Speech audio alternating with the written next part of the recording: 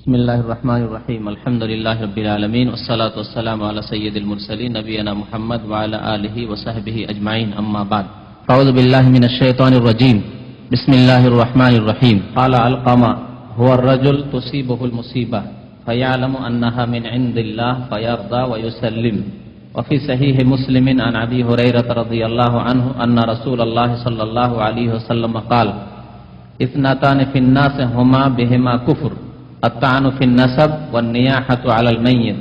মহান আল্লাহর সমস্ত প্রশংসা, দরুদ ও সালাম নাযিল হোক প্রিয় নবী মুহাম্মদুর রাসূলুল্লাহ সাল্লাল্লাহু আলাইহি সাল্লামের উপর। আল্লাহুম্মা সাল্লি আলাইহি আল্লাহুম্মা বারিক আলাইহি। আজকের দর্সের বিষয়বস্তু হচ্ছে আল্লাহ রাব্বুল আলামিন যা ভাগ্যে নির্ধারণ করেছেন মানুষের, তার প্রতি ধৈর্য ধারণ করা, তা সন্তুষ্টি চিত্তে মেনে নেওয়া ঈমানের অন্তর্ভুক্ত। এর দ্বারা বোঝা গেল যে ভাগ্য আল্লাহর পক্ষ থেকে নির্ধারিত। প্রথম একটি কথা, ভাগ্য নেই এমন কথা নেই ইসলামে। এই জন্য ইমানের 6টি স্তম্ভের 6ষ্ঠ স্তম্ভ কি? আল ইমান বিল কাদার, তকদিরের প্রতি ইমান। তকদির ভালো হইতে পারে, কখনো কখনো মন্দ হইতে পারে। কারো তকদির ভালো হইতে পারে, কারো মন্দ হইতে পারে, এবং এটি মানুষের পক্ষ থেকে নয়। নিজের তকদির নিজে গড়ে নিতে পারে না। পারে কি? আপনি নিজের তকদির নিজে ভালো করে নিতে পারবেন? কেউ পারবেন না। কেউ নিজের তকদির নিজে খারাপ করতে পারে? তাহলে তকদির রয়েছে, মানে তকদির মানে নির্ধারণ। তকদির মানে, তকদিরের শাব্দিক অর্থ হচ্ছে নির্ধারণ করা। কাদ্দারা ইউকাদ্দিরু তাকদীরান, এর মানে নির্ধারণ করা।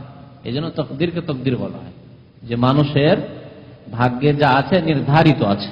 ভাগ্যে বয়স যা আছে নির্ধারিত আছে, রিজিক যা আছে নির্ধারিত আছে, কোনখানে বসবাস করবে তা নির্ধারিত আছে, কোনখানে জন্ম নিবে তা নির্ধারিত আছে, কোনখানে মারা যাবে তা নির্ধারিত আছে। আল্লাহ রাব্বুল আলামিন জানেন, সবকিছু জানেন। যেমন অতীত জানেন, তেমনি ভবিষ্যৎ জানেন। তাহলে তাকদীরকে মেনে নেওয়ায় আল্লাহর ইলমের প্রতি ঈমান রয়েছে, যে আল্লাহ আলিম। অতীত, বর্তমান, ভবিষ্যৎ চোখের সামনে নয়, আকাশে, জমিনে, জমিনের ভিতরে, ভূগর্ভে যা কিছু হচ্ছে, হয়েছে, হবে, সবকিছুই আল্লাহ রাব্বুল আলামিন জানেন। আলিমুল গায়বি ওয়াশ শাহাদাহ ওয়া হুয়াল হাকীমুল খাবীর, সূক্ষ্মদর্শী তিনি, সূক্ষ্ম জ্ঞান রাখেন তিনি। তো আল্লাহ রাব্বুল আলামিনের পক্ষ থেকে তকদির নির্ধারিত আছে। ভাগ্য তাকদীর সম্পর্কে আরবিতে 2টি শব্দ ব্যবহার করা হয়, একটি হচ্ছে কাদা এবং একটি কাদার। কাদা এবং কাদার। আমাদের দেশের মানুষরা শুধু তকদির শব্দটি ব্যবহার করি, একটি শব্দ ব্যবহার করি, কাদার থেকে তাকদীর। কাদার মানে নির্ধারণ, তাই না? তাকদীর মানে নির্ধারণ করা, আল্লাহ যা নির্ধারণ করেছেন। আর কাদা মানে আল্লাহর ফয়সালা। কাদা মানে ফয়সালা। এই জন্য কাজীকে, বিচারপতিকে কি বলে? কাজী বলে না? তো কাদা মানে ফয়সালা। তাহলে আল্লাহর পক্ষ থেকে ফয়সালা যা হয়েছে তা নির্ধারিত হয়েছে। এ হচ্ছে কাদা এবং কাদরের অর্থ। তকদির সম্পর্কে বিস্তারিত যদি জানতে হয়, তাহলে এ সম্পর্কে একটি বক্তব্য আছে, মঙ্গলবারের বক্তব্য, ঈমান বিল কাদার, যে ঈমানের 6ষ্ঠ পিলার, সে সম্পর্কে বিস্তারিত একটি আলোচনা আছে। যারা এর বেশি অতিরিক্ত জানতে চান তকদির সম্পর্কে, সেই ক্যাসেটটি বাংলা ভাষায় উপকৃত হতে পারবেন। তাছাড়া তকদিরের উপর যেসব কিতাব লেখা হয়েছে সেগুলি যদি পান, তা থেকেও উপকৃত হতে পারবেন। তকদিরের প্রতি ঈমান, এটি হচ্ছে ঈমানের একটি পিলার।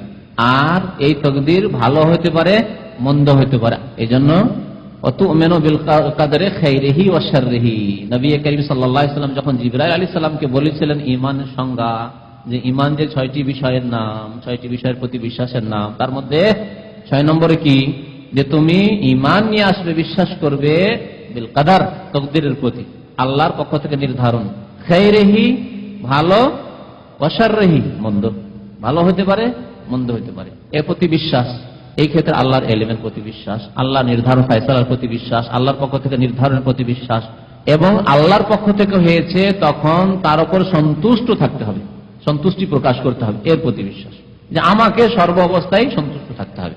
তো এই তকদিরের প্রতি ধৈর্য ধারণ করা, নবী করিম সাল্লাল্লাহু আলাইহি ওয়াসাল্লাম বলেছেন এই জন্য, যে ইন্না আমরাল মুমিনি কুল্লুহু খায়র, মুমিনের কাজকর্ম, জীবন, একজন মুসলিমের জীবন, পুরো জীবনটাই হচ্ছে কি? খায়র, কল্যাণকর, মঙ্গলময় জীবন। ওয়ালাইসা যালিকা ইল্লা লিল মুমিন, আর এই মঙ্গলময় জীবন একমাত্র মুমিন মুসলিমেরই হাসিল হয়, কাফের হাসিল করতে পারে না। নামধারী মুমিন, নামধারী মুসলিম হাসিল করতে পারে না। যে সত্যি সত্যি মুমিন, সে এই স্বাদটি পায়। ওয়ালাইসা যালিকা ইল্লা লিল মুমিন, মুমিনই সেই মঙ্গলময় সুখের জীবন হাসিল করতে পারে। কেমন করে? ইন আসাবাহু সাররা, যদি সুখ হয়, তার খুব সুখের জীবন, আর্থিক সুখ, দৈহিক সুখ, মানসিক সুখ, পারিবারিক সুখ, সামাজিক সুখ, সব রকমের সুখ, শাকারা, তাহলে কি করে? শুকরিয়া আদায় করে অন্তর থেকে, আলহামদুলিল্লাহ, কথার দ্বারা আলহামদুলিল্লাহ, এবং অঙ্গ প্রত্যঙ্গ দ্বারা শুকরিয়া। শুকরিয়া এই তিনটি বস্তু দিয়ে হয়, শুধু অন্তর থেকে শুকরিয়া হয় না, বা শুধু জবান থেকে শুকরিয়া হয় না। শুকুর আলহামদুলিল্লাহ, আমাদের দেশীয় শুকরিয়া, দেশীয় শুকরিয়া কেমন? খেয়ে দে শুকুর আলহামদুলিল্লাহ, নামাজ পড়ে না শুকুর আলহামদুলিল্লাহ। আছে না কিছু মুসলমান কথা প্রসঙ্গে শুকুর আলহামদুলিল্লাহ। এই শুকুর আলহামদুলিল্লাহ শুধু কাজে আসবে না, এটি একটি শুকরিয়া, কিন্তু তার আগে অন্তরের শুকরিয়া।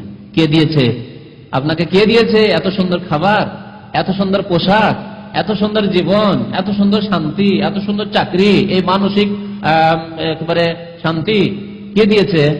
অন্তর থেকে। তাহলে শ্রদ্ধাশীল, হ্যাঁ আলহামদুলিল্লাহ, আল্লাহ, আল্লাহ তুমি দান করেছে।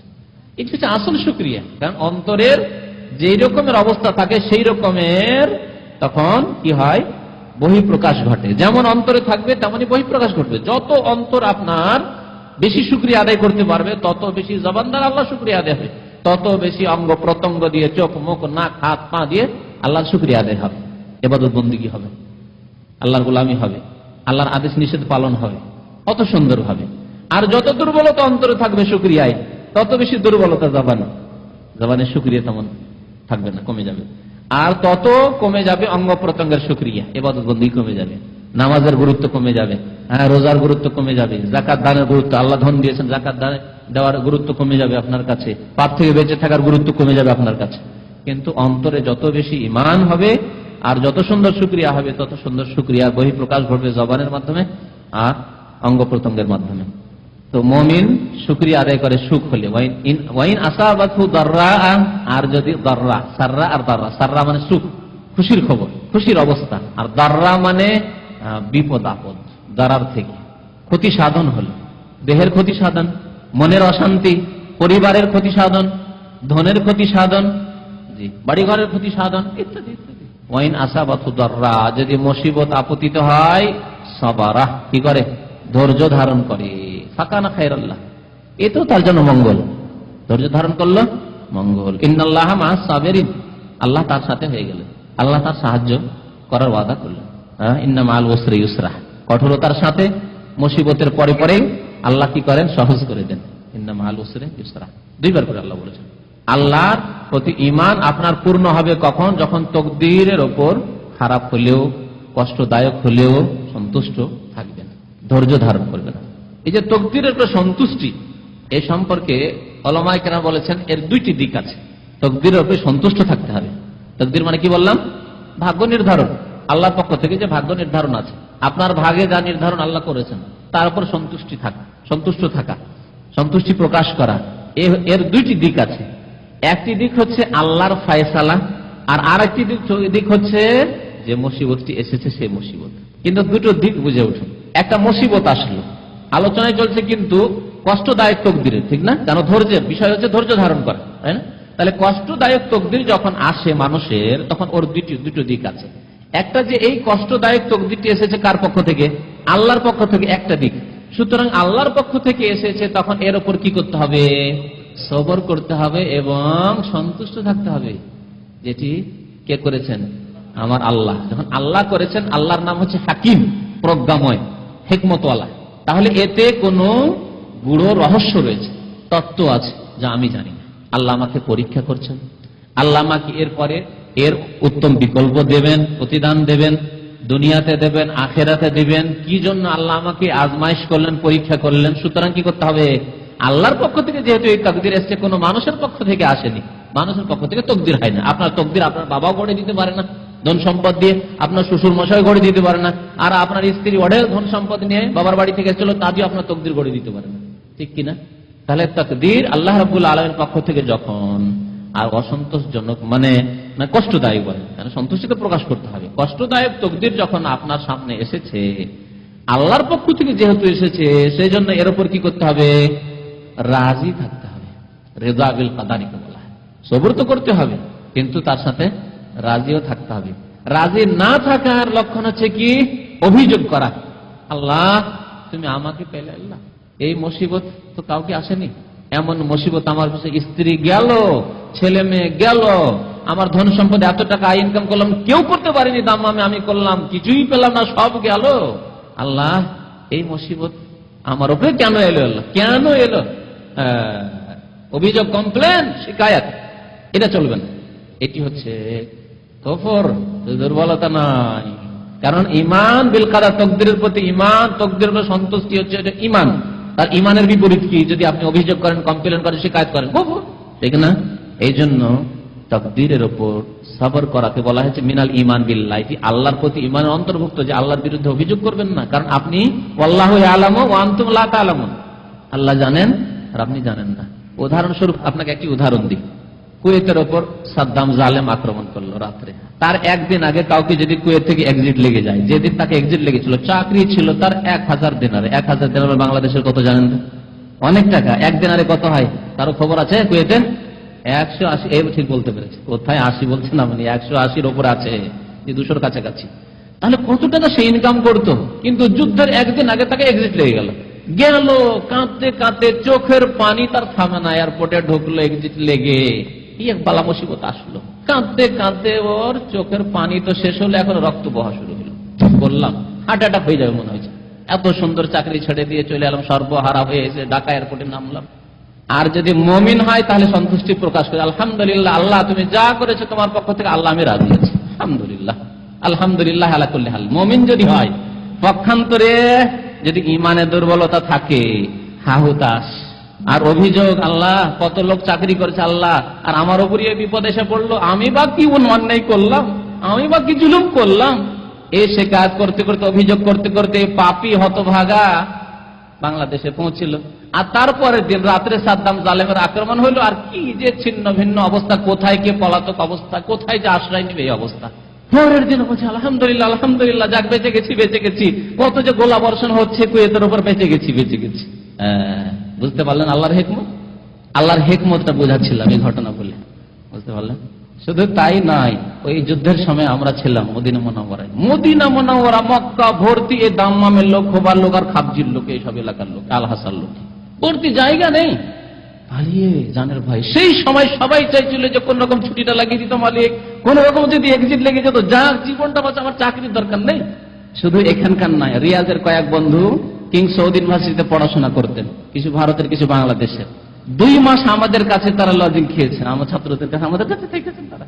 এই ভয়ে শুধু 1টি বোমা বা 2টি বোমা পড়েছিল রিয়াজের উপর। এই ভয়ে পলাতক অবস্থা, থাকা যাবে, রিয়াজেও থাকা যাবে না, অথচ রিয়াজ সৌদি আরব মিডিলে, এরাক থেকে বোমা পড়ার ব্যাপারটা খুব দূরেরই ব্যাপার ছিল। তারপরেও চিন্তা করতে, সেই সময় এক্সিট যদি লেগে যেত খুশি হতো, জীবনটা তো বাঁচলো, আমার টাকা পয়সার দরকার নেই, ওসব পড়াশোনার দরকার নেই, ঠিক না? দেখছেন, তাহলে আল্লাহ রাব্বুল আলামিনের কাজে কর্মে যে হিকমত আছে, আজকে আপনার চাকরিটি চলে গেল, এতে হিকমত আছে। নগদ কিছু দিনে হিকমত বুঝতে পারবেন, অথবা পরে বুঝতে পারবেন, অথবা বুঝতেই পারবেন না, আল্লাহ ভালো জানেন। জি, দিনের হিকমত আছে, দুনিয়ার হিকমত আছে, আল্লাহ জানেন। হতে পারে আপনার পকেটে বেশি পয়সা হলে আপনি বেনামাজি হয়ে যেতেন, আপনি ওই ঘরে ডিশ লাগিয়ে ওই সব ফিল্ম দেখা শুরু করতেন, আপনি কত পাপে লিপ্ত নারী ব্যবসা শুরু করে দিতেন। আল্লাহ আপনাকে সব থেকে বাঁচাতে চায়, সেজন্য আপনার পকেটে বেশি টাকা দেয়।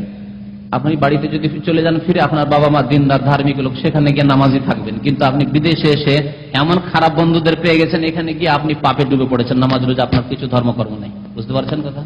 আল্লাহ চান না যে আপনার ইমান নষ্ট হয়ে যাক, ধর্ম নষ্ট হয়ে যাক, হয়ে যাক, জাহান্নামে চলে যান, আর আপনাকে আল্লাহ জান্নাতে নিয়ে যেতে চায়, সেজন্য আপনার চাকরি থাকলো না।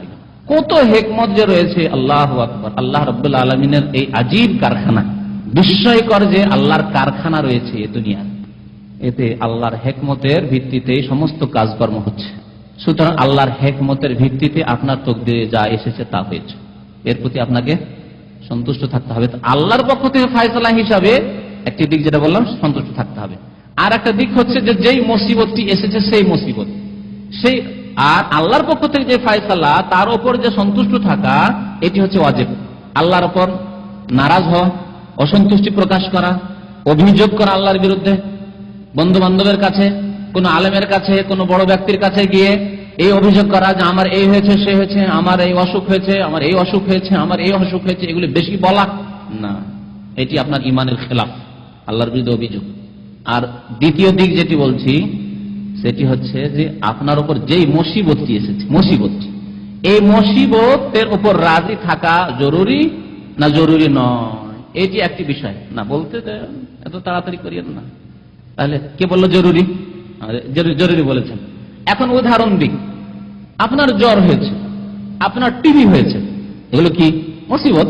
তকদির, আপনার তকদিরে এসেছে এই মুসিবত। জ্বরের ওপর রাজি থাকতে হবে যে জ্বর তুই ভালো থাক আমার সাথে, রাজি থাকতে হবে জরুরি? ওলামারা বলছেন না, জরুরি না, এটা হচ্ছে মুস্তাহাব। এটা হচ্ছে খাস আহলে ঈমান, যারা একেবারে ঈমানের ঊর্ধ্ব স্থানে পৌঁছে গেছে তাদের কাজ।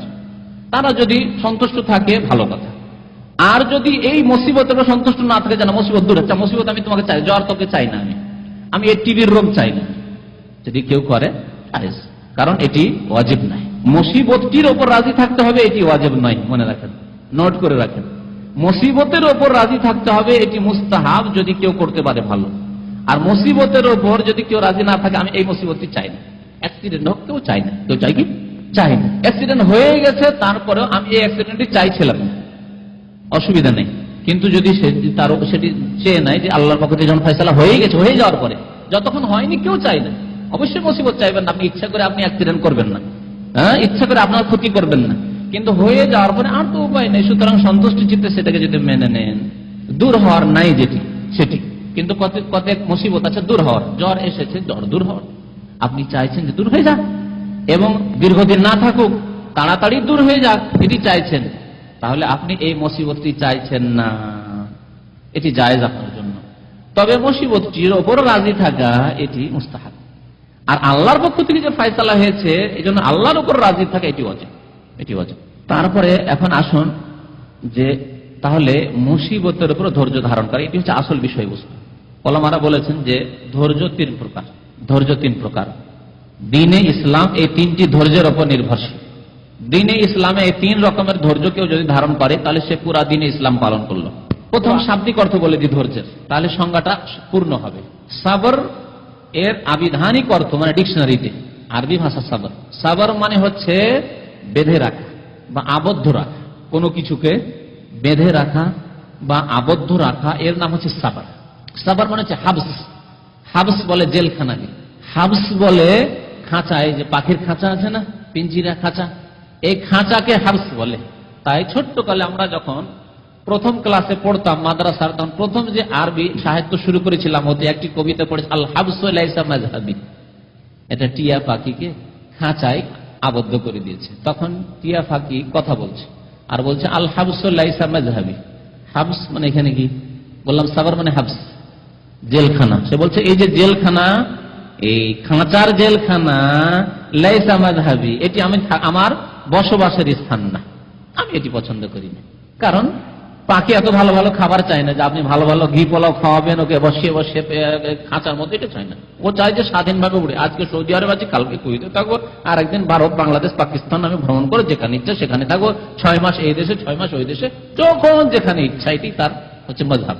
আল হাবসু লাইসা মাযহাবি, এটি আমার মযহাব না, বুঝতে পারলেন? তাহলে সবর মানে হচ্ছে কি হাবস, বেঁধে রাখা বা আবদ্ধ রাখা। তাহলে একজন মুমিনকে সবর করতে হলে কি করতে হবে? নাফসকে আল্লাহর তাআত আনুগত্যের উপর আবদ্ধ রাখতে হবে, গুনাহ থেকে বেঁধে রাখতে হবে। গুনাহ করা চলবে না, সাবধান। মন চাইছে গুনাহ করতে, খবরদার, গুনাহ করা যাবে। তুই মুমিন মুসলিম, জবাবদেহি করতে হবে, হিসাব লাগবে, আল্লাহর গজব আসবে। হাবস, বেঁধে রাখা নাফসকে, মনকে, আত্মাকে, দেহকে, হাতকে, পাকে বিরত রাখা গুনাহ থেকে, অন্যায় থেকে, জুলম থেকে, পাপ থেকে, কাউকে মারধর করা থেকে, কারো চুরি করা থেকে, কারো ডাকাতি করা থেকে, জি, সবগুলি হাবস। এটা মোবাইল পড়ে আছে, উঠিয়ে ঘুষ করে পকেটে ভরে না, চলে কোনো বেচারার মোবাইল পকেট থেকে পড়ে গেছে, আর পাশে বসেছিলেন, দেখলেন যে লোকটি তো মোবাইলটা ছেড়ে দিচ্ছিল, পকেটে ভরে, কেউ দেখতে পেল না। সাবার, মাফি সাবার, এখানে মাফি সাবার হয়ে গেল, সাবার হলো হাবস, নিজেকে বেঁধে রাখা। আপনি হাতকে বেঁধে রাখলেন না, হাতটা মোবাইলটা নিয়ে পকেটে ঢুকাই দিলেন, সাবার করলেন না আপনি পাপ থেকে। এটি হচ্ছে পাপ থেকে সাবর করা। মুসিবতের ক্ষেত্রে, মুসিবতের ক্ষেত্রেও নিজেকে বেঁধে রাখা, নিজের মনকে বেঁধে রাখা, নিজের মনকে আবদ্ধ রাখা, নিজের জবানকে আবদ্ধ রাখা, বেঁধে রাখা। জবান এদিক সেদিক বলা যাবে না, অধৈর্যের কথা প্রকাশ করা যাবে না। হাত পা চোখ, হ্যাঁ, এই জবান চিৎকার করা যাবে না। তেমনি হাত পা দিয়ে এমন কিছু প্রকাশ করা যাবে না যা দিয়ে প্রকাশ পায় যে আমি অধৈর্য, ধৈর্য হারা হয়ে গেছি, স্ত্রী মারাই, ধৈর্য হারা হয়ে গেছে, ছেলে মেয়ে মারাই, ধৈর্য হারা হয়ে গেছে, আমার চাকরি চলে যাবাই, না, চলবে না। হাবস, রুকে রাখা, নিজের হাতকে থেমে রাখা, নিজের অঙ্গ প্রত্যঙ্গকে থেমে রাখা, নিজের জবানকে থেমে রাখা, নিজের মনকে থেমে রাখা, এর নাম হচ্ছে ধৈর্য। তাহলে শাব্দিক অর্থ বুঝতে পারলেন যে আস-সাবর মানে কি করা, বেঁধে রাখা বা আবদ্ধ রাখা। শরীয়তের ভাষায় এখন শুনেন, তিনটি বিষয়ের নাম হচ্ছে ধৈর্য।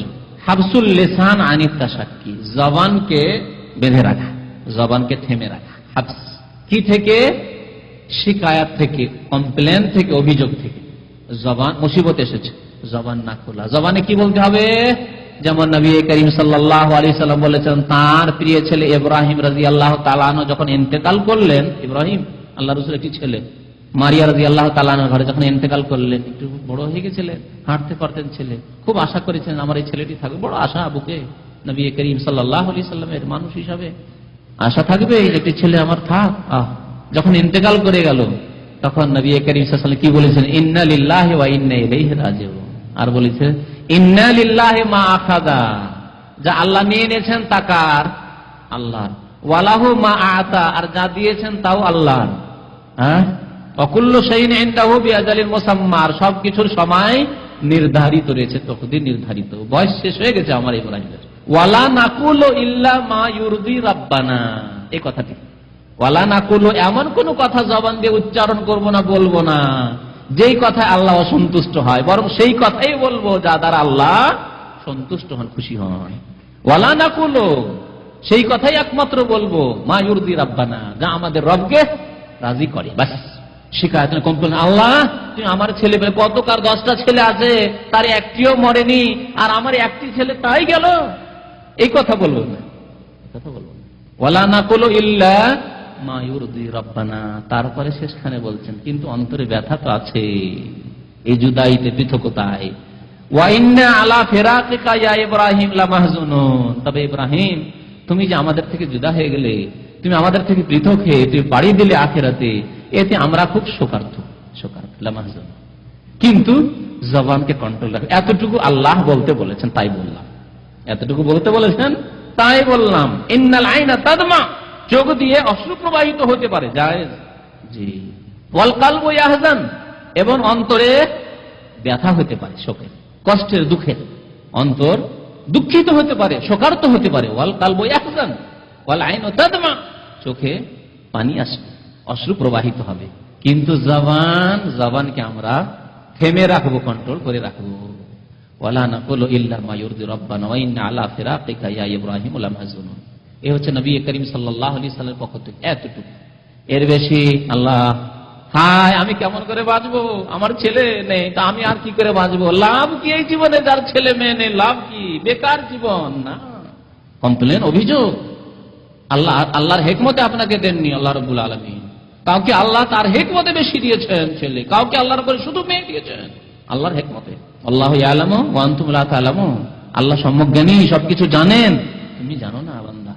বলছিলাম যে সবর শরীয়তের ভাষায় বা সবরের সংজ্ঞা হচ্ছে তিনটি জিনিসের সমষ্টির নাম। একটি হচ্ছে হাবসুল লিসান আনিত তাশাক্কি, অভিযোগ, কমপ্লেন থেকে জবানকে থেমে রাখা। ওয়া হাবসুল কালবি আনিত তাসাখখুত, আর অন্তরকে, হৃদয়কে অসন্তুষ্টি থেকে থেমে রাখা, যে অন্তর অসন্তুষ্ট হলে চলবে না। আল্লাহ দিয়েছিলেন ছেলে, নিয়ে নিলেন, আল্লাহ স্ত্রী দিয়েছিলেন, নিয়ে নিলেন, আল্লাহ ধন দিয়েছিলেন, নিয়ে নিলেন, আল্লাহ গাড়ি দিয়েছিলেন, নিয়ে নিলেন, অ্যাক্সিডেন্ট হয়ে গেল, আল্লাহ যা কিছু দিয়েছিলেন নিয়ে নিন, আল্লাহ হাত দিয়েছিলেন, নিয়ে নিলেন, আল্লাহ চোখ দিয়েছিলেন, দৃষ্টি শক্তি দিয়েছিলেন, কেড়ে নিলেন, জি। তাহলে অসন্তুষ্টি প্রকাশ করতে হবে না, তা থেকে অন্তরকে কি করতে হবে, বাঁচিয়ে রাখতে হবে। ওয়া হাবসুল জাওয়ারিহ আন ইজহারিস সাখাতি, এবং অঙ্গ প্রত্যঙ্গকে, মাথা থেকে পা পর্যন্ত যত অঙ্গ প্রত্যঙ্গ আছে সবকিছু, হাত পা, হ্যাঁ, সবগুলিকে কি করতে হবে, অসন্তুষ্টি প্রকাশ থেকে থামিয়ে রাখা, বিরত রাখা। তাহলে অঙ্গ প্রত্যঙ্গকে অসন্তুষ্টি প্রকাশ থেকে বিরত রাখতে হবে। কেমন করে রাখবেন? কার জীবনে মুসিবত এসেছে বলুন তো, একজন কেউ যে ছেলে মারা গেছে বা মেয়ে মারা গেছে বা স্ত্রী মারা গেছে, এরকম কেউ আছেন এখানে? কেউ আছেন? মাশাআল্লাহ, মাশাআল্লাহ, কারো ছেলে মেয়ে মারা যায়নি, আল্লাহর খাস রহমত। হ্যাঁ, আছেন? আলহামদুলিল্লাহ, বলুন আলহামদুলিল্লাহ আলা কুল্লি হাল। আল্লাহুম্মা আজুরনি ফি মুসিবাতি ওয়া আখলুফ লি খায়রাম মিনহা। বলেন তো, বলেন আপনি বলেন এখন তাহলে, বা অন্য কেউ বলবে যে অঙ্গ প্রত্যঙ্গ দ্বারা অসন্তুষ্টি প্রকাশ পায়, যা থেকে অঙ্গ প্রত্যঙ্গকে কি রাখতে হবে, বিরত রাখতে হবে। আমি অসন্তুষ্টি প্রকাশ করব না হাত দিয়ে, পা দিয়ে, চোখ দিয়ে, কান দিয়ে, কি করা, মাথায়। হ্যাঁ, মাশাআল্লাহ, একটি কথা বলতে পেরেছে। একটি হাদিস যদি মনে থাকে তো অনেকটা প্রশ্নের উত্তর এগিয়ে যাবে। প্রিয় নবী মুহাম্মদুর রাসূলুল্লাহ সাল্লাল্লাহু আলাইহি ওয়াসাল্লাম বলেছেন, লাইসা মিন্না, আমার উম্মতের ওই লোকেরা নয় যাদের উপর মুসিবত আসলে কি করে, মান শাক্কাল জয়ুবা, মান দারাবাল খুদুদা ওয়া শাক্কাল জয়ুবা। প্রথম হচ্ছে মান দারাবাল খুদুদা, যারা গাল চাপড়ায়, গন্ডদেশ চাপড়ায়, গালে মারে, বুকে মারে। দেখেছেন রাফেজিদেরকে 1400 বছর পরেও তারা বুক চাপড়াচ্ছে কেন? তারা যে চোর, চোরকে তো তার সাফাই প্রকাশ করতে হলে, কেন খুন করেছে হোসেন রাদিয়াল্লাহু তাআলা কই কুফাবাসীরাই, সুতরাং তাদেরকে তো সাফাই ঝাড়তে হবে কিয়ামত পর্যন্ত, যাতে করে কেউ না বলে যে এই খুনি, হ্যাঁ মাছি মারার মশলা জিজ্ঞেস করতে এসে আর তোমরাই তো খুন করেছো। আব্দুল্লাহ বিন উমর রাদিয়াল্লাহু তাআলা বলেছেন তাদেরকে। অথচ নবী করিম সাল্লাল্লাহু আলাইহি ওয়াসাল্লাম বলেছেন 3 দিনের বেশি কারো শোক প্রকাশ করা, শোক করা যাবে না। আর ধৈর্য ধারণ, শোকের তারপরে ধৈর্য ধারণ করতে হবে, ধৈর্য ধারণ করতে হবে অঙ্গ প্রত্যঙ্গ দিয়ে। অঙ্গ প্রত্যঙ্গ দিয়ে অধৈর্যতা প্রকাশ পায় কখন? যখন গাল চাপড়ায়, জারাবাল খুদুদ। জাহিলিয়াতের যুগে, ইসলাম আসার পূর্বে যখন কারো কি আপনজন মারা যেত তখন কি করত? নিজেরা তো গাল চাপড়াইতো, বুক চাপড়াইতো, বুকে মারতো, গাল মারতো, এই তো করতোই, কিন্তু হায়ার করে নিয়ে আসতো। হায়ার করা বুঝেন? প্লেয়ার হায়ার করে নিয়ে আসে না? কাবাডি খেলার জন্য নিজের এলাকায় খেলার ম্যাচে অংশ নিয়েছে, কিন্তু ভালো খেলাড়ি নেই, সেজন্য দূর দূরান্ত থেকে, বরং বিদেশ থেকেও খেলাড়ি হায়ার করে নিয়ে আসে শোক মাতম করার জন্য, বুক চাপড়ার জন্য, আর গালে তামাচা মারার জন্য, চড় মারার জন্য কি করতো? হায়ার করে নিয়ে আসে। একটি মজার কিস্সা শোনায়। নবী করিম সাল্লাল্লাহু আলাইহি ওয়াসাল্লামের দরবারে একজন মহিলা এসে কলেমা পড়ে মুসলমান হলেন। তখন নবী করিম সাল্লাল্লাহু আলাইহি ওয়াসাল্লাম তার সাথে ঈমানের শপথ করলেন আর বললেন, দেখো ঈমানের যেগুলি আহকাম আরকান বিধিবিধান, তারপরে বললেন যে ওয়াদা করো যে আমি আর রোদন করব না। আর কি করব না? রোদন করব না, মানে বুক চাপড়াবো না, গাল চাপড়াবো না, চিৎকার করে চিল্লে কাঁদাকাটি করবো না, কেউ মারা গেলে, কারো শোকে, এগুলি করব না। তখন তিনি বলছেন, ইয়া রাসূলুল্লাহ, শিরিক করব না, চুরি করব না, জিনা করব না, নামাজ পড়বো, সব তো ওয়াদা করে নিচ্ছি, কিন্তু রোদন করব না, এটা একবার পারমিশন দিতে হবে। একবার কি করতে হবে? একবারের মতো কমের পক্ষে আমাকে কি করতে হবে? অনুমতি দিতে হবে। কেন? যে ইয়া রাসূলুল্লাহ, আমার ছেলে বা মেয়ে মারা গেছিল, আমার আপনজন মারা গেছিল, তখন গ্রামের বেশ কিছু মহিলা তারা এসে তাদেরকে নিয়ে এসেছিলাম, ডেকে নিয়ে এসেছিলাম যে আমার ছেলে মারা গেছে, একটু ভালো করে কেঁদে দিতে হবে। জি, তো ওরা যে কেঁদে দিয়েছে, তো ওদের বাড়ি থেকে ওদের কেউ মরলে যে আমাকে কেঁদে দিতে হবে, ধার যে আছে আমার উপর, ধার শোধ করতে হবে, যে ধার শোধ করতে হবে। নবী করিম সাল্লাল্লাহু আলাইহি ওয়াসাল্লাম বললেন যে গুনার কাজে ধার শোধ করা যাবে না, গুনার কাজে ধার শোধ করা যাবে না। উদাহরণস্বরূপ, মদ খাওয়া কোন বদ অভ্যাস ছিল কোন মুসলমানের, একদিন বাড়িতে মদ ছিল না, সিগারেট তো ধার অনেকে দেয় নাকি না? সিগারেটের উদাহরণ দিই, অতদের মদে না গিয়ে সিগারেটের ধার খেয়েছেন, পাশের লোক ধার সিগারেট খেয়েছেন, কালকে ধার খেয়েছেন, আর আজকে এসে এখানে ইসলামী সেন্টারে শুনলেন যে সিগারেট খাওয়া হারাম। আর কেউ যদি অতিরিক্ত জানতে চায়, 12টি আয়াত আর 13টি হাদিস সহ একটি সিগারেটের সম্পর্কে বক্তব্য, তামাক সম্পর্কে, জর্দা সম্পর্কে বক্তব্য হচ্ছে হারাম, এতে কোনো সন্দেহ নেই। তো শুনলেন, আর অনেকে আলহামদুলিল্লাহ এরকম তোবা করেন, কারণ আমাদের বেশ কিছু ভাইরা বলেছে যেদিন এই সিগারেটের বক্তব্য করি সেই দিন তার কয়েক প্যাকেট করে দিনে সিগারেট খাওয়া অভ্যাস ছিল, তারা এখনো দাম্মামা আছে। পরে তাদের কিস্সাগুলি বয়ান করেছে, রাত্রে গিয়ে সিগারেট তোবা করে নিল যে আর সিগারেট খাবো না, কিন্তু আর থাকতে পারে না, থাকতে পারে না, আর থাকা যায় নিজে পেরেশান। জি, তো কথা হচ্ছে যে আলহামদুলিল্লাহ সেই লোকেরা অনেকেই তওবা করেছেন, অনেকেই তওবা করেছেন সিগারেট থেকে। তো আজকে আলহামদুলিল্লাহ সিগারেট হারাম এই কথা শুনলেন, কিন্তু একটা ধার খেয়েছেন, যে ধার খেয়েছেন, যে কালকে ধার খেয়েছিলেন সিগারেট, রাত্রে সিগারেট ছিল না আপনার বিছানায় বাসায়, এখন কি করবে? ধার শোধ করতে হবে। আজকে গিয়ে বাকালে গিয়ে সিগারেট কিনবেন, কেনার পরে কালকে যে তোমার ধার খেয়েছিলাম না, আমি তো সিগারেট খাবো না, কিন্তু তোমার ধার শোধ করার জন্য সিগারেটের প্যাকেটটা কিনলাম, চলবে? চলবে না। নবী করিম সাল্লাল্লাহু আলাইহি ওয়াসাল্লাম বলেন, না, এইসব গুনার কাজে কোন রকমের এইসব সাহায্য সহযোগিতা চলবে না। তো এইরকম ভাড়াইটা লোক, নারী পুরুষ, বিশেষ করে মহিলারা ভাড়াইটা হয়ে রোদন করার জন্য, বুক চাপড়াবার জন্য, গালে থাবা মারার জন্য আর শোক প্রকাশের জন্য জাহিলিয়াতের যুগে আসতো। মুসলমান হওয়ার পরে এরকম বদ অভ্যাস থেকে যেতে পারে, যেমন ভারত উপমহাদেশে হিন্দু থেকে অনেকেই মুসলমান হয়েছেন, তারপরে যৌতুক নেওয়া, পণ নেওয়া বিবাহ শাদীতে, তারপরে দুর্গা পূজা ছেড়ে দিয়ে দর্গা পূজা, এসব পূজা, দুর্গার পূজা তো ছেড়ে দিল, দশরা পূজা ছাড়লো, কিন্তু দর্গা শরীফের পূজা ছাড়লো না, ওইদিকে গিয়ে একটু চেঞ্জ করে দিল, শিরিক থেকে গেল। এইরকম হিন্দুদের কুপ্রথা অনেক থেকে গেছে আমাদের জীবনের বিভিন্ন ক্ষেত্রে। তো কি বলছিলাম, ফিরে আসি যে অঙ্গ প্রত্যঙ্গের দ্বারা কি করা হয়, অধৈর্যতা প্রকাশ করা হয়। ধৈর্য যে ধারণ করলেন না, এটা প্রমাণ পেয়ে যায়, প্রকাশ পেয়ে যায় যে আপনি ধৈর্য ধারণ করলেন না। তা একটি হচ্ছে লাইসা মিন্না মান দারাবাল খুদুদা, যারা গালে, মুখমণ্ডলে অথবা বুকে মারে, বুক চাপড়ায়, আর কি করে সাক্কাল জয়ু বা কাপড় ছিঁড়ে ফেলে, গড়াগড়ি, বাপ গো মা গো, গড়াগড়ি চলছে। এগুলি কি অঙ্গ প্রত্যঙ্গের দ্বারা প্রকাশ পেল না যে ধৈর্য ধারণ করলো না? এই মহিলা তার ছেলে মারায়, মেয়ে মারায়, স্বামী মারায়, ইত্যাদি ইত্যাদি, বাবা মারায়, বাবার ইন্তেকালে, মায়ের ইন্তেকালে, ধৈর্য ধারণ করলো না, অঙ্গ প্রত্যঙ্গের দ্বারা প্রকাশ পেল। জি, তাহলে ধৈর্য ধারণ কিসের নাম? অঙ্গ প্রত্যঙ্গকে কি কন্ট্রোল রাখতে হবে, থেমে রাখতে হবে। কি থেকে? অসন্তুষ্টি প্রকাশ থেকে। অসন্তুষ্টি প্রকাশ হয় এসব জাহেলিয়াতের আচরণ, বদ আচরণ দিয়ে। আর কি? দাবে দাওয়াল জাহেলিয়া। নবী সাল্লাল্লাহু আলাইহি ওয়াসাল্লাম বলেছেন, আমার উম্মতের ওই লোকেরা নয়, ওই নারী পুরুষ নয় যারা জাহেলিয়াতের ডাক ডাকে, মুসিবতের সময় জাহেলিয়াতের ডাক ডাকে। মানে জাহেলি যুগে আমার হায় রে, আমার পাহাড় ছিল রে, আমার সোনা ছিল রে, আমার লক্ষ্মী ছিল রে, হায় আমার লক্ষ্মী চলে গেল বাড়ি থেকে, এগুলি হচ্ছে জাহেলিয়াতের ডাক। হায় আমার লক্ষ্মী বাড়ি থেকে বেরিয়ে গেল। যখন কাঁদে তখন ওই দৃশ্য দেখেন, নিষেধ করবেন, কিন্তু নিজের পরিবারে কখনো হতে দেবেন না। জি, সরাই দেবেন সেখান থেকে, সরিয়ে দেবেন, দরজা বন্ধ করে দেবেন। সেখানে যেখানে এখন চেঁচামেচি করবে তাদের সরিয়ে দিয়ে দরজা বন্ধ করে দেবেন, তাদেরকে সেখানে সুযোগ দেবেন। আর কি গ্রামের নারী পুরুষ এসে আরো শোক বাড়িয়ে দেয়, আরো শোক বাড়ায়। হায় হায় তোমার একটি ছেলে, তাও তোমার কোল থেকে চলে গেল, আর কি আর থামতে পারে? গ্রামের মহিলারা এসে আরো শোক বাড়িয়ে দিচ্ছে। স্বামী যখন বিদেশ আসে তখন ও গ্রামের মহিলাদেরকে আসতে দিতে নেই। বিয়ে শাদী করে যখন বিদেশ আসবেন, ও গ্রামের মহিলাদেরকে বেশি ভিড় ভাড় করতে দেবেন না। হায় কি করে 2 বছর থাকবে, নতুন মানুষ, কুঁয়ারি মানুষ, আর বিয়ে শাদী করে চলে যাচ্ছে 2 বছরের জন্য। আমি হলে 1 মাসও থাকতে পারতাম না। আর ওই সময় কি আর থামতে পারে? আরো শোক বাড়িয়ে দিল। খবরদার, এরকম সুযোগ দিতে হবে না। গ্রামের মহিলারা এইসব ভাড়াইটা মহিলা ভাড়া করে না করে এমনি চলে আসে, ফ্রির ভাড়া, ফ্রি হেল্প করার জন্য চলে আসে, শোক আরো বাড়াবার জন্য, আরো শোক বাড়িয়ে দেয়। ধৈর্য ধারণ করাবে কি? আমি শুনেছি, আমি নিজের কানে শুনেছি।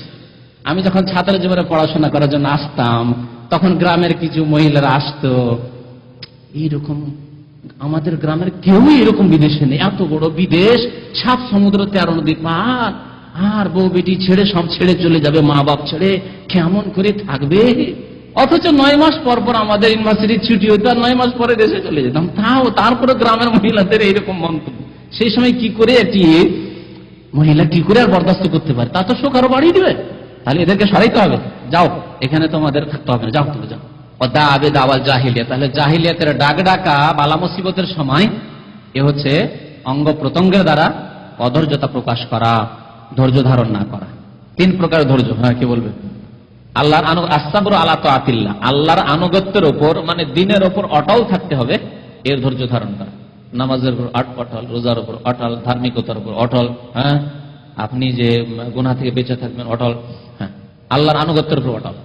গুনাহ থেকে বেঁচে থাকার ক্ষেত্রে অটলতা, যতই গুনার সুযোগ আসুক গুনাহ করবেন না। একজন যুবক মানুষের সামনে অনেক গুনার চান্স আসছে, কিন্তু না, গুনাহ থেকে বেঁচে থাকার ক্ষেত্রে অটল, শক্ত একবার। কোন শক্তি তাকে গুনাহতে লিপ্ত করতে পারবে না, যতই তাকে প্রলোভন দেওয়া হোক না কেন। এ হচ্ছে আরেক ধৈর্য, পাপ থেকে বেঁচে থাকার, যেমন ইউসুফ আলাইহিস সালামের ধৈর্য। তৃতীয় হচ্ছে মুসিবত আসলে সেই মুসিবতে ধৈর্য ধারণ করা। ধৈর্যকে আরবিতে কি বলে? সাবর, তাই না? ওয়াতাওয়াসাউ বিল হাক্কি ওয়াতাওয়াসাউ বিস সাবরি। সাবর সম্পর্কে বহু আয়াত রয়েছে। কতটি আয়াত রয়েছে শুনবেন। ইমাম আহমদ রাহমাতুল্লাহ আলাইহি বলছেন, ক্বালা আল ইমাম আহমদ যুকিরা সাবরু ফিল কুরআন ফি আকসার মিন 90 মাওদিআ। কোরআনে কারিমে 90-এর বেশি জায়গায় ধৈর্যের কথা, সাবরের কথা বলা হয়েছে। জি, তার মানে নামাজের কাছাকাছি। নামাজ আর রোজাকে 82, আমাদের দেশে একটি কথা আছে যে নামাজের কথা 82 জায়গায় না, নামাজ এবং যাকাত আকিমুস সালাত ওয়া আতুজ যাকাত, রোজা নয়, নামাজ এবং যাকাতকে একসাথে কত জায়গায় বর্ণনা করা হয়েছে? 82 জায়গায়। কিন্তু নামাজকে যাকাত ছাড়া আবার একা বর্ণনা আরো অনেক জায়গায় করা হয়েছে। তাহলে 100-র বেশি জায়গায় নামাজের কথা বর্ণনা করা হয়েছে বিভিন্ন ভঙ্গিমায়। ধৈর্য কাছাকাছি ওই রকম 90-এর বেশি জায়গায় কোরআনে কারিমে ধৈর্যের কথা বর্ণনা করা হয়েছে। তারপরে ইমাম আহমদ রাহমাতুল্লাহ বলছেন ওয়াসসাবরু মিনাল ঈমান বিমানজিলাতির রাসি ফিল মিনাল জাসাদ। তাহলে ঈমানের সাথে ধৈর্যের সম্পর্ক কেমন? যেমন দেহের সাথে মস্তিষ্কের সম্পর্ক। আল্লাহু আকবার। এই বডিতে কোনো লাভ নেই যে বডিতে মাথা নেই। সেই রকমই যদি কেউ ঈমানের দাবি করে আর অধৈর্য, ধৈর্য হারা, ধৈর্য না থাকে, সবর না থাকে, তাহলে সেই ব্যক্তি কেমন? মাথাবিহীন, মস্তিষ্কবিহীন কি দেহ। ওয়াসসাবরু মিনাল ঈমান বিমানজিলাতির রাস মিনাল জাসাদ। দেহের সাথে মাথার যে সম্পর্ক, সেই সম্পর্ক হচ্ছে ঈমানের সাথে ধৈর্যের সম্পর্ক। লিআন্না মান লা সাবরা লাহু আলা তাআতি ওয়া লা সাবরা লাহু আনিল মাসি ওয়া লা সাবরা লাহু আলা আকদারিল্লাহ ফাইন্নাহু ইয়াফুতু আকসারুল ঈমান। কারণ যে ব্যক্তি এই তিন প্রকার ধৈর্য ধারণ করে না, আল্লাহর আনুগত্যের উপর অটল নয়, আজকে নামাজ পড়ে কালকে পড়ে না, আজকে ফজর পড়লো কালকে পড়লো না, মাঝে মাঝে নামাজ মাঝে মাঝে নেই, একদিন গুনাহ করলো না আরেকদিন আবার গুনাহ করে, একদিন ফিল্ম দেখলো না আরেকদিন দেখে, সপ্তাহে একদিন গান শুনে, সপ্তাহে একদিন ফিল্ম দেখে, সপ্তাহে একদিন পাপ করে, ইত্যাদি ইত্যাদি। কিছুদিন বিড়ি সিগারেট ছেড়ে দিল, আবার শুরু করে দিল, কিছুদিন দাঁড়িয়ে রেখে দিল, আবার দাড়ি মুন্ডিয়ে নিল। তো এইরকম যাদের জীবন, তাদের আল্লাহর দ্বীনের উপর অটলতা নেই, পাপ থেকে বেঁচে থাকার ক্ষেত্রে ধৈর্য নেই, অটলতা নেই, এবং মুসিবতের উপরও ধৈর্য ধারণ নেই। তিন রকমের ধৈর্যই হচ্ছে, ইমাম আহমদ বলছেন কি, এটি হচ্ছে দ্বীন। আর যার মধ্যে তিন রকমের ধৈর্য না থাকবে, ইয়াফুতু আকসারুল ঈমান, তাহলে ঈমানের অধিকাংশ অংশই তার হাতছাড়া হয়ে যাবে। আসল দর্শের দিকে আসেনি, যথেষ্ট সময় হয়ে গেছে। মহান আল্লাহ রাব্বুল আলামিন ইরশাদ করেছেন বালা মুসিবতের কথা সূরা তাগাবনে বর্ণনা করার পরে বলছেন ওয়ামাই ইউমিন বিল্লাহি ইয়াহদি কলবাহ।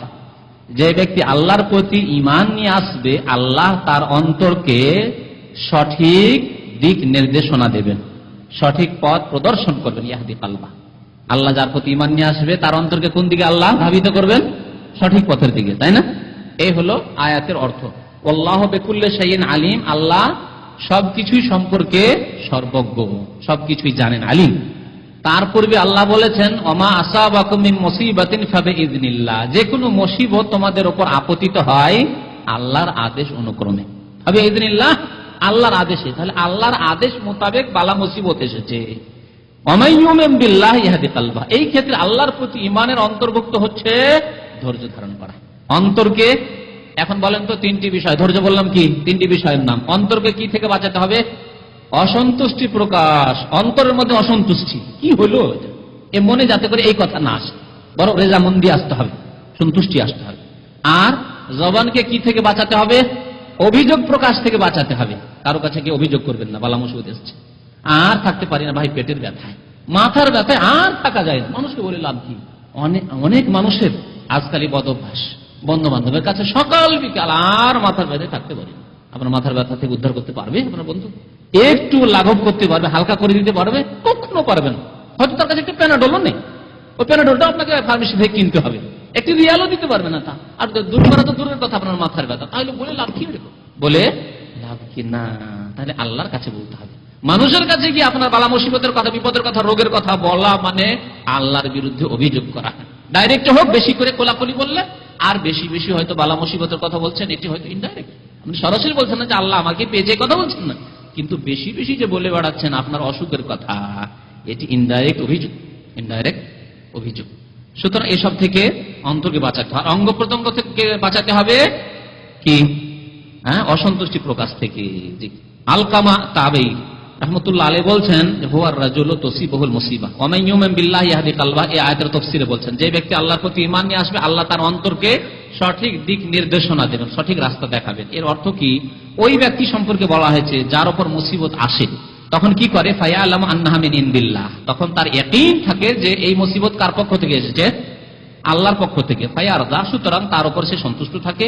ওয়া ইউসাল্লিম, এবং শিরনত করে সেই মুসিবতকে মেনে নেয়, মানতে হবে আল্লাহর পক্ষ থেকে এসেছে, আল্লাহ রোগ দিয়েছেন, আল্লাহ দূর করবেন, আল্লাহ মুসিবত দিয়েছেন, আল্লাহ দূর করবেন, আল্লাহ আমার ছেলে নিয়েছেন, আল্লাহ এর উত্তম, আল্লাহ আরো ভালো ছেলে দেবেন, আল্লাহ মেয়ে নিয়েছেন, আল্লাহ আরো দেবেন ইনশাআল্লাহ। ওয়াফি সহিহ মুসলিম, মুসলিম শরীফে রয়েছে, আবু হুরায়রা রাদিয়াল্লাহু তাআলা আনহু বর্ণনা করেছেন, আন্না রাসূলুল্লাহ সাল্লাল্লাহু আলাইহি ওয়াসাল্লাম قال, রাসূলুল্লাহ সাল্লাল্লাহু আলাইহি ওয়াসাল্লাম বলেছেন, ইসনাতানি ফিন নাস, মানুষের দুইটি বদ অভ্যাস, মানুষের দুইটি বদ অভ্যাস কি, হুমা বিহিম কুফরুন, এই দুইটি বদ অভ্যাস হচ্ছে মানুষের কুফরির অন্তর্ভুক্ত, কুফরির অন্তর্ভুক্ত বলা হয়েছে। দেখেন, কারো মধ্যে একটি কুফরি থাকলেই সে কাফের হয় না। একটি গুরুত্বপূর্ণ বাণী শুনে রাখেন ওলামাদের, একটি কুফরি কারো মধ্যে থাকলেই সে কাফের হয়ে যায় না। কিন্তু জনসাধারণ, আমাদের মুসলিম সমাজের এত জেহালত, অজ্ঞতায় রয়েছে যে একটি দুইটি কুফরি যদি দেখা যায় তাহলে সে কাফের না। কাফের বললে অনেক শর্ত রয়েছে। একজন লোককে কাফের বলা ডাল ভাত নয় যে টেনে খেয়ে নিল না, হালুয়া নয় যে দাঁতকে কোনো কষ্টই করতে হলো না, চিবাইতে হলো না, চলে গেল ভিতরে, না এরকম হালুয়া রুটি মনে করবেন না, ডাল ভাত মনে করবেন না। তাহলে কুফরি থাকতে পারে, আর কুফরি থাকলেই যে কাফের হবে তা না। কারণ বিভিন্ন তার অজুহাত থাকতে পারে, কারণ থাকতে পারে।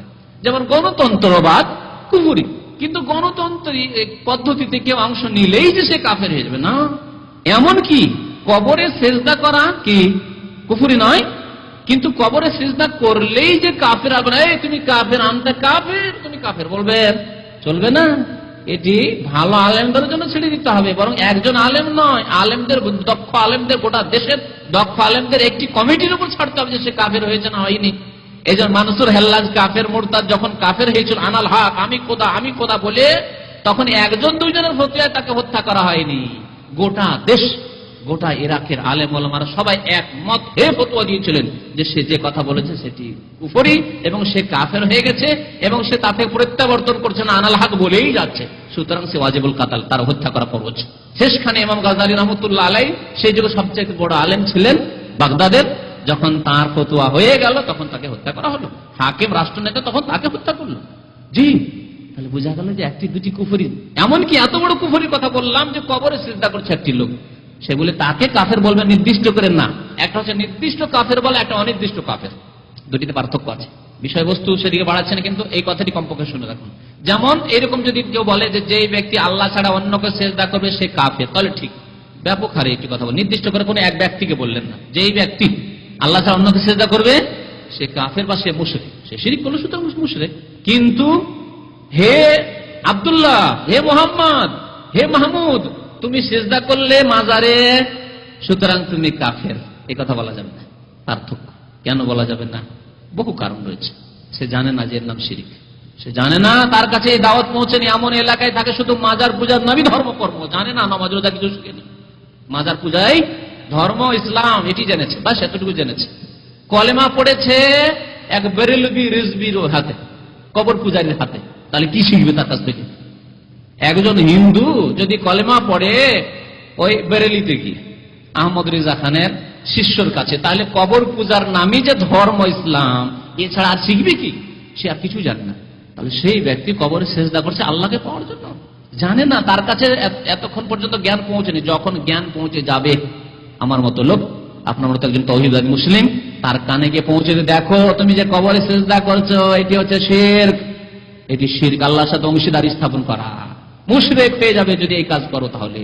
এবং তার সন্দেহ যদি থাকে, সন্দেহ দূর করে দিলেন আপনি, তখন তার সমস্যা। এখন তার কাছে ইসলাম সম্পর্কে জ্ঞান পৌঁছে গেছে। আর যতক্ষণ পৌঁছেনি ততক্ষণ তাকে নির্দিষ্ট করে কাফের বলা যাবে না। কারণ আমাদের অনেক ভাইরা আছেন এই কুফরি ফতোয়া লাগাতে খুব জোর, গণতন্ত্রের পদ্ধতিতে সে পার্টি করে, ভোট দেয়, সেজন্য কাফের না। তবে যারা কুফরি মতবাদে বিশ্বাসী তারা কাফের, ব্যাপক অর্থে বলবো। কিন্তু অমুক ব্যক্তি ওই কাজ করে সেজন্য কাফের না। তার সন্দেহ ঢুকিয়ে দিয়েছে যে তাদের বিদাতি মোল্লারা যে ইসলামের সূরা আছে, আর সূরাই হচ্ছে গণতন্ত্র। সন্দেহ ঢুকে আছে, এই সন্দেহ দূর করাইতে হবে যে সূরা আলাদা জিনিস আর গণতন্ত্র আলাদা জিনিস। সূরাতে কোনো কাফের আসতে পারে না, সূরাতে কোনো বেনামাজি আসতে পারে না। আর গণতন্ত্রতে কাফের, বেনামাজি, হিন্দু, খ্রিস্টান, শেখ, যে দেহ ব্যবসা করে সেই সবাই সমান, সমান না? তাহলে সূরা আর গণতন্ত্র সমান নয়, এই সন্দেহ দূর করে দিতে হবে। যতক্ষণ দূর না হয়েছে ততক্ষণ বলা যাবে না। আরো শর্ত রয়েছে, আরো শর্ত রয়েছে। সুতরাং এই ব্যাপারে সাবধান। কিছু লোকেরা লাগামহীন, আর যারা কবর মাজার পূজা করে তারা তো একেবারে লাগামহীন। তারা তাওহীদবাদীদেরকেই কাফের বলে, ওয়াহাবি কাফের, দেওবন্দি কাফের, সব কাফের তাদের কাছে। আর যে আহমদ রেজা খান লিখেছে, আপনাদেরকে শুনে, আহমদ রেজা খান লিখেছে যে আশরাফ আলী থানভী কাফের হ্যায় আর जो उसके কাফের होने में शक करे वो भी কাফের। তাহলে কবর পূজারী যারা বেরেলভী, তাদের কাছে কাফের কতটি আরো সহজ। তাদের যে বিরোধিতা করলো সেই কাফের পৃথিবীতে, বুঝতে পেরেছেন? তাদের কাছে খুব সহজ, কারণ তারা শিরকে লিপ্ত রয়েছে। সুতরাং অন্যদেরকে কাফের বললে তাদের অসুবিধা নেই, কারণ অলরেডি তারা কুফরি শিরকে রয়েছে। নবী সাল্লাল্লাহু আলাইহি ওয়াসাল্লাম বলেছেন, তুমি যদি মুমিন হও অন্যকে কাফের বলার সে কাফের নয়, তাহলে সেটা ফিরে আসবে। আর তাদের তো ফিরে আসার প্রয়োজন নেই, কারণ তারা অলরেডি কিশোর কুফরিতে ডুবেই রয়েছে। বুঝতে পারছেন কথা না বুঝতে পারেননি আমার কথা? হ্যাঁ, কিন্তু আমাদেরকে সতর্ক থাকতে হবে, কারণ আলহামদুলিল্লাহ আমরা জেনে শুনে কুফরি করি না, জেনে শুনে শিরক করি না, বরং শিরক কুফরির ক্ষেত্রে আমরা সবচেয়ে বেশি সজাগ। এমনকি বিদআত সম্পর্কে আলহামদুলিল্লাহ সবচাইতে সজাগ। সুতরাং আমাদেরকে যারা শিরক বিদআত করে তাদের ক্ষেত্রেও লাগাম লাগিয়ে রাখতে হবে, সতর্ক। এটি জনসাধারণ হাতে ন্যস্ত করে দেওয়া হয়নি, ছেড়ে দেওয়া হয়নি, বরং কোনো একজন আলেমের হাতে ছেড়ে দেওয়া হয়নি যে ব্যক্তি বিশেষে কাউকে কাফের বলবে, মুশরিক বলবে না, কখনো না। তো নবী করিম সাল্লাল্লাহু আলাইহি ওয়াসাল্লাম বলেছেন যে এই দুইটি যদি বদঅভ্যাস থাকে তো এগুলি হচ্ছে কুফরি। এই বদঅভ্যাসগুলি কুফরি, কিন্তু কোন একজন লোক যদি করে দেয় তাহলেই যে কাফের হয়ে যাবে না। সে ছোট কুফরি হতে পারে, বড় কুফরি হতে পারে। আবার বড় কুফরি হলে তার এই সম্পর্কে জ্ঞান আছে কিনা, এটি যে নাজায়েজ হারাম সে সম্পর্কে জ্ঞান আছে কি নেই, হয়তো তার জানা নেই। কি এই দুটি বদঅভ্যাস? একটি হচ্ছে আত-তা'নু ফিন নাসাব, কারো বংশ সম্পর্কে সমালোচনা করা, কারো বংশ সম্পর্কে সমালোচনা। বংশ সম্পর্কে সমালোচনার এখানে অর্থ হচ্ছে যে বংশ সম্পর্কে, তার যে বংশ সঠিক এই বংশেরই সে ব্যক্তি এ সম্পর্কে সন্দেহ সৃষ্টি করা, যে এই ব্যক্তি ওর বাবার নয়, ওর বাবার নয়, যারও সন্তান, এর মা অন্য জায়গায় থাকতো, এইরকম কুকাজ করেছে, তারপরে হারাম সন্তান জন্মেছে, এর বাবা বিদেশে থাকতো, বা এর বাবার বিয়ে করার আগেই ছেলে জন্মেছে, ইত্যাদি ইত্যাদি এইরকম কথা বলা। আর অথচ স্পষ্ট কোনো প্রমাণ নেই, স্পষ্ট কোনো প্রমাণ নেই, চারজন সাক্ষী নেই, স্পষ্ট প্রমাণ জেনার ক্ষেত্রে একজন লোককে যারো সন্তান বলা মানে কি? শুধু তাকে যারো সন্তান বললেন না, তার মাকে কি বললেন? জানিয়া বললেন, আমি ব্যভিচারকারিনী বললেন। তাহলে ব্যভিচার যদি কারো সাবেত করতে হয় ইসলামে, তাহলে কয়টি সাক্ষী লাগবে? 4টি সাক্ষী লাগবে। দুনিয়ার সমস্ত কেসের ক্ষেত্রে 2টি সাক্ষী যথেষ্ট, জেনা ছাড়া। শুধু খুন করেছে, একজন লোকে খুন করেছে, মাত্র 2টি লোক দেখেছে, তাহলে খুন সাবেত হয়ে যাবে কিনা? হ্যাঁ, সে খুনি, কারণ 2টি লোক, 2টি মুসলিম বলছে যে ওই লোক খুন করেছে, সে খুনি। 3টির দরকার নেই। কিন্তু জেনার ক্ষেত্রে 2টি, 3টি, 4টি হতে হবে, 4টি সাক্ষী হতে হবে যে তারা দেখেছে। অথবা সাক্ষী না থাকলে আরেকটি পথ আছে, স্বীকারোক্তি, স্বীকার করেছে, সে মহিলা স্বীকার করেছে যে আমার এই ছেলে যারও সন্তান। তাহলে সন্দেহের ভিত্তিতে বলা যাবে না, বরং বললে কি হবে? দুনিয়া এবং আখিরাতের শাস্তি পেতে হবে। দুনিয়ার শাস্তি বলতে পারেন কেউ যদি এরকম অপবাদ দেয়, হ্যাঁ কি 80 কোড়া লাগাইতে হবে। কি 3জন লোক যদি বলে দেয় যে অমুক জেনা করেছে, 3জন 4জন প্রমাণ করতে পারলো, তাহলে 80 কোড়া, 3জনে 80 কোড়া করে খাবে। দুনিয়ার শাস্তি। আর আখিরাতের শাস্তি কঠোর শাস্তি রয়েছে, কঠোর শাস্তি রয়েছে। আযাবুন আলীম আল্লাহ বলেছেন, যন্ত্রণাদায়ক শাস্তি। যদি তওবা করে মারা যায় তাহলে, তবে তওবার দরজা খোলা আছে। তো কি বলছিলাম, যে কারো বংশ সম্পর্কে সন্দেহ সৃষ্টি করা, না না ব্যাপার স্যাপার খারাপ আছে, এর মায়ের অনেকের সাথে সম্পর্ক ছিল, সুতরাং এই ছেলে ওর বাবার না। না, আপনার মনে যদি এরকম অসুয়াশা আসে প্রকাশ করা যাবে। আরো বংশ সম্পর্কে সন্দেহ সৃষ্টি করা, সমালোচনা করা যে সেই ব্যক্তি বৈধ সন্তান নয়, এটি হচ্ছে কুফরির অন্তর্ভুক্ত। আর মৃত ব্যক্তির ওপর রোদন করা, বয়ান করে ক্রন্দন করা, চিৎকার করে কান্নাকাটি করা, এটি হচ্ছে জাহিলিয়াতের যুগের কর্ম। সুতরাং এটি কুফরির অন্তর্ভুক্ত। কিন্তু একজন লোক যদি রোদন করে, কোন একজন মহিলা বাপরে মারে করে কান্না করছে, তাহলে কি বলে দেবেন সে কুফরি করেছে, কাফের হয়ে গেছে? না, এটি কুফরি স্বভাব, কুফরি স্বভাব। ওয়ালাহুমা আন ইবনে মাসউদ রাদিয়াল্লাহু আনহু মারফুআন, আব্দুল্লাহ বিন মাসউদ রাদিয়াল্লাহু তাআলা আনহু বর্ণনা করেছেন, বুখারী মুসলিমের হাদিস, লাইসা মিন্না মান দারাবাল হুদুদা। হাদিসটি এর আগে বর্ণনা করা হয়ে গেছে। আমার উম্মতের অন্তর্ভুক্ত ওরা নয় যারা কি করে, গাল চাপড়ায়। ওয়াশাক্কাল জুয়ুবা, আর কাপড় ফাড়ে, গেরেবান বলা হয়, জয়ুব বলা হয় যে খোলা জায়গায় বোতাম যে খোলেন, এই জায়গায় ওই জয়ুব বলা হয়, এটাকে ফাড়ে, জয়ুব। ওয়াদাবে দাওয়াল জাহিলিয়া, এবং জাহিলিয়াতের যুগের ডাক ডাকে। জাহিলি যুগে কাফের মুশরিকরা যেভাবে কান্নাকাটি করে ওই রকম কান্নাকাটি করে। এখন পাশাপাশি হিন্দুদের আশেপাশে বাস করেন, হিন্দুদের ঘরে মরা মরলে যেমন কান্নাকাটি করে, যেমন অনুষ্ঠান করে, সেই রকম যদি মুসলিমরা করে তাহলে এটি দাওয়াল জাহিলিয়া। হিন্দুদের মরা মরলে তারা মিষ্টি রসগোল্লা খাবে, তারপরে তাদের শ্মশান ঘাটিতে নিয়ে যাবে তাদের মৃতদেহকে। ওই রকম যদি মুসলমানরা করে যে আমাদের খাবার দাবার হবে, তারপরে আমরা জানাজা পড়তে যাব, তাহলে এটি হচ্ছে এর অন্তর্ভুক্ত। এগুলি হিন্দুদের কুপ্রথা যা এসেছে, সেই জন্য নবী করিম সাল্লাল্লাহু আলাইহি ওয়াসাল্লাম বলছেন আমার উম্মতের অন্তর্ভুক্ত ওই সব লোকেরা নয়। তাহলে কাবিরা গুনাহ, এই কাজগুলি করা কাবিরা গুনাহ। ওয়ান আনাস রাদিয়াল্লাহু তাআলা আনহু বর্ণনা করেছেন আন্না রাসূলুল্লাহ সাল্লাল্লাহু আলাইহি ওয়াসাল্লাম বলেছেন ইযা আরাদাল্লাহু বিআবদিহিল খায়রা, আল্লাহ যখন কোনো বান্দার সাথে কল্যাণের ইচ্ছা করেন, ভালো আপনার ভালো ইচ্ছা করেন, তখন কি করেন? আজ্জালা লাহুল উকুবাতা ফিদ দুনিয়া, দুনিয়াতেই তাকে তাড়াতাড়ি শাস্তি দিয়ে দেন। কালকে একটা ভুল করলেন, আজকে একটু আঘাত লেগে গেল, শাস্তি দিয়ে দিলেন। অ্যাক্সিডেন্ট হয়ে গেল, অসুখ হয়ে গেল, জ্বর হয়ে গেল। এই জন্য সালাফে সালেহিনেরা জ্বর হওয়াকে ভালোবাসতেন, আর কাউকে জ্বর না হলে তাকে সন্দেহের দৃষ্টিতে দেখতেন। কি ব্যাপার? বরং নিজেকে সন্দেহের দৃষ্টিতে দেখতেন যে আমার দীর্ঘদিন হয়ে গেল, জ্বর কেন হচ্ছে না? আমি কি গুনাহগার, বেশি পাপিষ্ঠ? আল্লাহকে আমার পাপগুলোকে একত্রিত করে আখিরাতে শাস্তি দিতে চান? জি, নিজেকে কি করতেন? সন্দেহ করতেন যে কি ব্যাপার। সালাফে সালেহ সাহাবায়ে কেরাম তাবেঈনদের এইরকম আকীদা বিশ্বাস ছিল যে মাঝে মাঝে জ্বর হওয়া, মাঝে মাঝে সর্দি কাশি হওয়া, এগুলি হচ্ছে নেক লোকের পরিচয়, সৎ লোকের পরিচয়, যে অল্প কিছু গুনাহ খাতা যা হচ্ছে সেগুলি ভ্যানিশ হয়ে যাচ্ছে, সাফ সুতরা হয়ে যাচ্ছে। আল্লাহ যার সাথে মঙ্গলের ইচ্ছা করেন তাকে দুনিয়াতেই তাড়াতাড়ি শাস্তি দিয়ে দেন। ওয়াইদা আরাদা বিআবদিহি শাররা, আল্লাহ যদি কারো অমঙ্গলের ইচ্ছা করেন যে বেশি করে শাস্তি দেওয়া হবে, তাহলে কি করেন? আমসাকা আনহু বিযামবিহি, তার গুনাহগুলিকে আল্লাহ ধরে রাখেন। আমসাকা বিযামবিহি, গুনাহগুলিকে ধরে রাখেন, আমলনামা লিখে রাখো, ফেরেশতা লিখে রাখো, এখন কোনো শাস্তি দিতে হবে না। করতে দাও, একে হারাম খেতে দাও, একে ফিল্ম দেখতে দাও, একে গুনাহ করতে দাও, একে মদ খেতে দাও, একে জিনা করতে দাও, একে নামাজ ছেড়ে থাকতে দাও, কতদিন থাকছে? হাত্তা ইউআফিয়া বিহি ইয়াউমাল কিয়ামা, কখনো আল্লাহ একসাথে দুনিয়ায় শাস্তি দেন, আবার দুনিয়াতে দেন না। কি করেন? কিয়ামতের দিনে পুরোপুরি তাকে আল্লাহ শাস্তি দিতে চান, ইউআফিয়া বিহি ইয়াউমাল কিয়ামা। তাহলে যারা বদনসিব তাদেরকে দুনিয়ায় শাস্তি আল্লাহ দেন না, আর যারা ভাগ্যবান খুশনসিব তাদেরকে দুনিয়াতে আল্লাহ রাব্বুল আলামিন হালকা শাস্তি দিয়ে সংশোধন করে দেন। ওয়ালা নুযিকান্নাহুম মিনাল আযাবিল আদনা দুনাল আযাবিল আকবার লাআল্লাহুম ইয়ারজিউন। সূরা সাজদায় মহান আল্লাহ ইরশাদ করেছেন যে আমি দুনিয়াতে কতক লোককে ছোট ছোট শাস্তি দিয়ে থাকি। আল আযাবুল আদনা মানে ছোট ছোট শাস্তি, দুনাল আযাবিল আকবার বড় আযাব দেব না। কেন? কারণ উদ্দেশ্য আল্লাহ বয়ান করেছেন লাআল্লাহুম ইয়ারজিউন, যাতে করে সংশোধনের জীবন তৈরি করে, সংশোধন করে ফিরে আসে।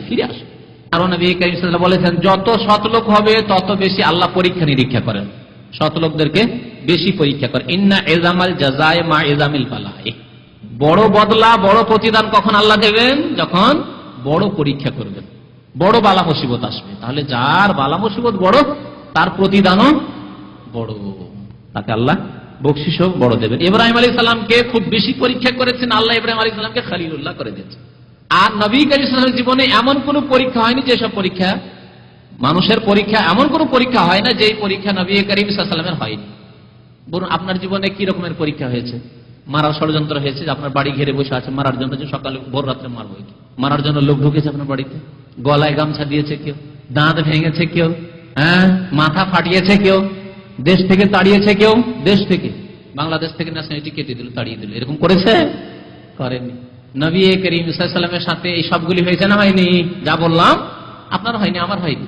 কারণ ওই মর্তবায় পৌঁছাতে অনেক তফাৎ। যত আল্লাহ আল্লাহ হবেন তত বেশি পরীক্ষা বেড়ে যাবে, তত বেশি পরীক্ষা বেড়ে যাবে, এবং ওর জন্য প্রস্তুত থাকতে হবে। ওয়া ইন্নাল্লাহ তাআলা ইযা আহাব্বা কওমান ইবতালাহুম, আর যখন আল্লাহ কোনো জাতিকে ভালোবাসেন, কোনো ব্যক্তিকে ভালোবাসেন, তখন তাদেরকে পরীক্ষা করেন, বালা মুসিবত দিয়ে পরীক্ষা। ইবতালাহুম মানে বালা মুসিবত দিয়ে পরীক্ষা করেন। ফামান রাদিয়া, সুতরাং যে ব্যক্তি এর উপর সন্তুষ্ট থাকলো, ফালাহুর রিজা, আল্লাহ তার উপর সন্তুষ্ট। ওমান সাখিতা, আর যে নারাজ হয়ে গেল, কেন এরকম হইল, যখন তখন কেন জ্বর, পেটে কেন ব্যথা, আমার এরকম সবসময় কেন মাথা ব্যথা হয়, যে অসন্তুষ্টি প্রকাশ করলো বালা মুসিবতের উপর, ফালাহুস সাখাতু, তো আল্লাহর পক্ষ থেকেও তার জন্য অসন্তুষ্টি। হাসানা হতে ইমাম তিরমিজি রাহমাতুল্লাহ আলাইহি হাদিসটিকে হাসান বলেছেন। আল্লাহ রাব্বুল আলামিন আমাদেরকে নেক আমলে যেন তৌফিক দান করেন। আল্লাহ যেন আমাদেরকে সার্বিক ক্ষেত্রে ধৈর্য ধারণ করার, সবর করার তৌফিক দান করেন। আল্লাহ আমাদের ঈমানকে পূর্ণ করার জন্য তৌফিক দান করেন। আমিন। ওয়া সাল্লাল্লাহু আলা নবিয়িনা মুহাম্মদ ওয়া আলা আলিহি ওয়া সাহবিহি।